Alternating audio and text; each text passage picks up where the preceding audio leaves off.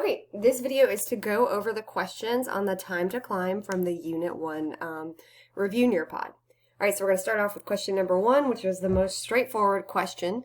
The grades on a history midterm are approximately normal with a mean of 85 and a standard deviation of 2. If Rakia scores an 86, find the z-score. All right, let me flip to my document camera. So I have the mean of 88 and the standard deviation of 2. So my z-score is value minus mean over standard deviation. So my z-score is going to be the value, which was 86, because that's what Rakia scored. So 86 minus the mean of 85 over 2. All right, I'm going to use my Desmos app, which I encourage you guys to all use as well. Let me try and get this in focus. There we go. All right, so 86 minus 85 is going to give me 1. Oops. So 1 divided by 2 is going to give me 0.5. So my z-score is 0.5. And then if I were to interpret that z-score, I would say Rakia's score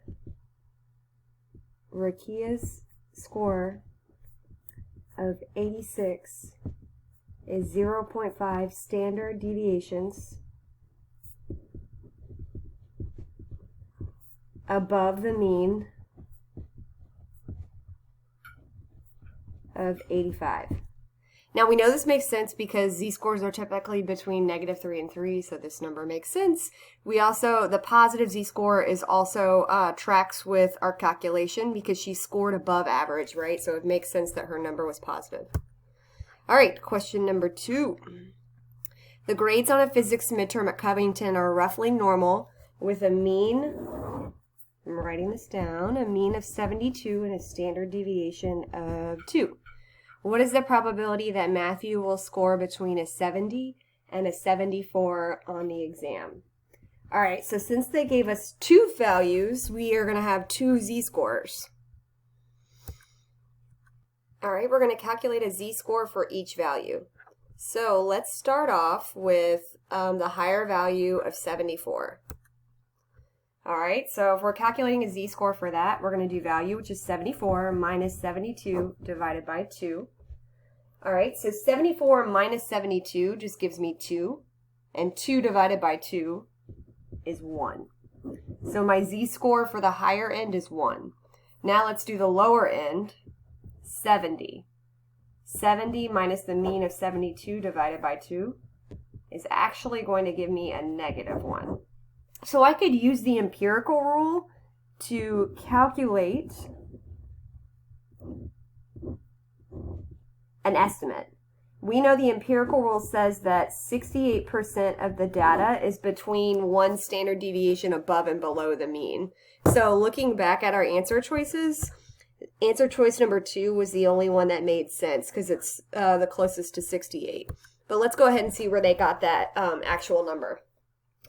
All right, so we're going to go to our table A and find the exact proportion of a z-score of 1 and a z-score of -1. All right.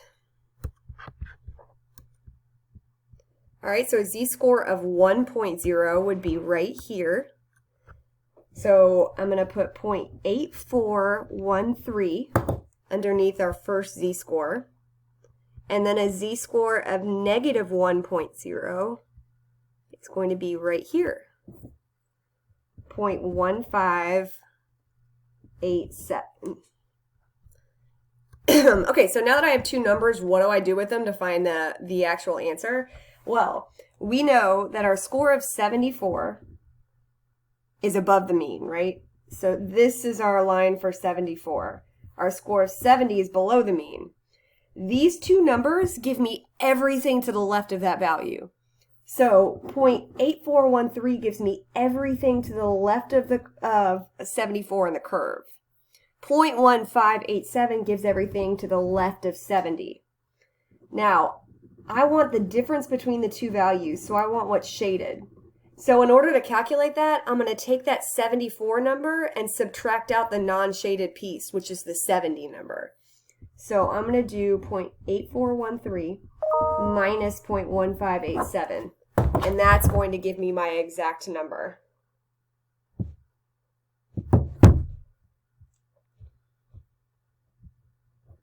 All right, so 0.8413 minus 0.1587, which gives me 0.6826, which I think was our exact answer. It was. All right, moving on to number 3. A set of middle school student heights are normally distributed with a mean of 150. So let me go ahead and write this down so we can work it out. A mean of 150, a standard deviation of 20. Darnell is a middle school student with a height of 161. A height of 161.41. What proportion of student heights are lower than Darnell's height? Okay, so let's start off by drawing a picture. Here's my normal curve. Our mean is 150, our standard deviation is 20. All right, so 161.41 should be about here. 161.41. And we're looking for the proportion of heights that are lower than Darnell's height. So that means we're going to be shading to the left of the curve. I'm sorry, to the left of that value. So this is the proportion I'm trying to find. All right, to find proportions, I need a z-score. So let's find the z-score of this number. So z equals value, 161.41, minus mean of 150 divided by 20. All right, let's do the calculation. All right, 161.41 minus 150. All right, 11.41. I'm going to take that number and divide it by 20, which gives me 0.5705. So if I were to interpret this value, I would say Darnell's height is 0.5705 standard deviations above the mean, right? All right, so to find the proportion, I'm going to use the table A, and I'm going to go to this z-score, 0.5705. I can only round it to 2 decimal places because that's what the table A uses. So I'm going to go to the positive side. I'm going to go to 0.5, and I'm going to go all the way over to the 0.7. So that would be 0.57. All right, which gives me a value of 0.7157. All right, that's the proportion of students who have a height lower than 0.7157. All right, question number 4. A set of swimming pool prices are normally distributed with a mean of 1,300 and a standard deviation of 300. A swimming pool with diving boards have a price of $1,399. What proportion of swimming pool prices are higher than the price of the pool with a diving board? All right, so let's start off by writing our important information, which we know is the mean of $1,300 and the standard deviation of $300. We're also going to draw our picture.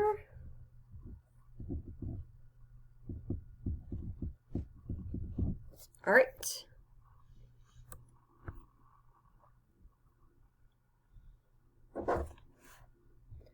Oh, my normal curves are not very consistent.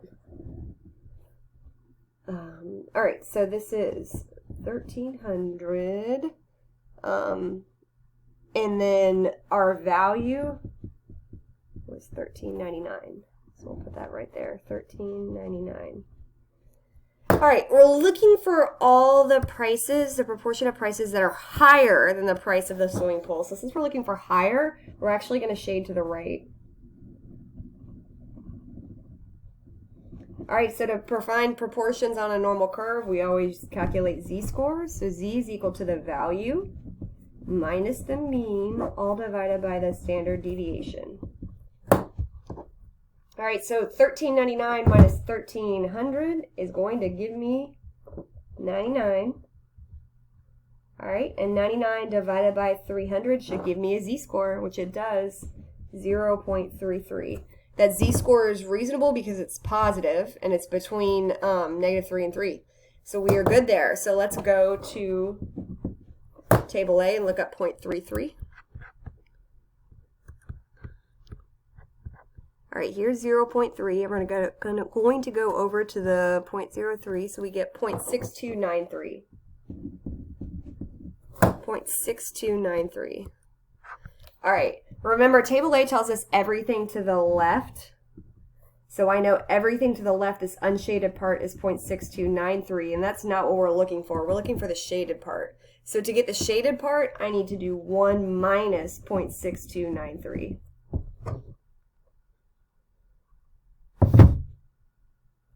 So 1 minus 0.6293. And that gives me 0.3707. All right.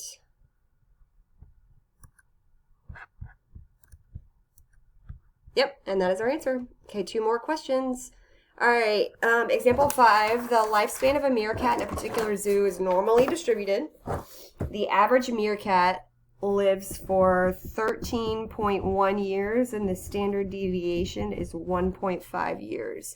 Use the empirical rule, which is that 68, 95, 99.7 rule, to estimate the probability of a meerkat living beyond living longer than 14.6 years. All right.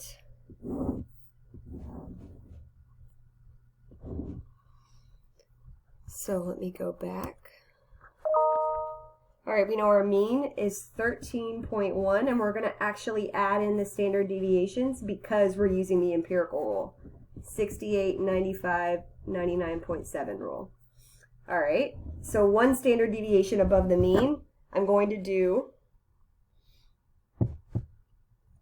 13.1 plus my standard deviation of 1.5. That'll give me what the value is 1 standard deviation above the mean. And it happens to be our value, 14.6. All right, so what we're looking for is the probability of a meerkat living longer than 14.6. So we're looking for this piece right here. All right, well, we know that everything to the left of the mean is 0.5, right? 0.50. Do we know this piece right here? We do, because within 1 standard deviation of the mean is 68%. So if I divide 68 by 2, I can get what this piece is right here. And 68 divided by 2 is 34. So I know that everything to the left of the mean is 0.5, and I know this piece right here is 0.34. So I know the unshaded piece. When I add these together, I end up getting 0.84. So I can use this to get the shaded piece. I'm going to do 1 minus 0.84 to figure out what the shaded piece is. 1 minus 0.84 gives me 0.16. That's my shaded piece, and that is my answer. All right, the last question. Lifespans of zebras in a particular zoo are normally distributed. Mean is 20.5, and standard deviation is 3.9. Use the empirical rule to estimate the probability of a zebra living between 16.6 and 24.4 years. All right. So here's my information. I'm looking for this range right here, and here's my drawing. My mean is 20.5, and my standard deviation is 3.9. Let's go ahead and figure out 1 standard deviation above and below, and I do that by adding the standard deviation to the mean. So 1 above is 24.4. 1 below is 16.6. And look, that happens to be our values that we're looking for, 16.6 to 24.4. So we know within 1 standard deviation of the mean is 68% of the data. So I can stop right there because that's what I'm looking for. 68. That is it.